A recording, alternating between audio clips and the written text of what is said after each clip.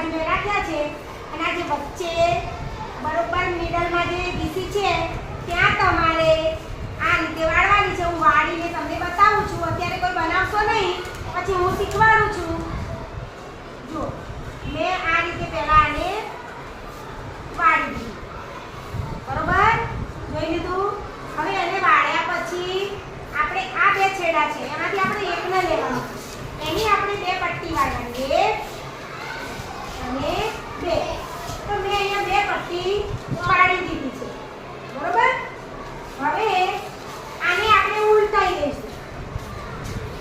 હવે ઉલટાયા પછી બરોબર અહીંયા વચ્ચે જે ડીસી છે ત્યાં આ ભાગને આટલો વાળીને શાંતિથી આરામથી અને વ્યવસ્થિત અહીંયા વાળીને આપણે ડીસી પાડવાની છે.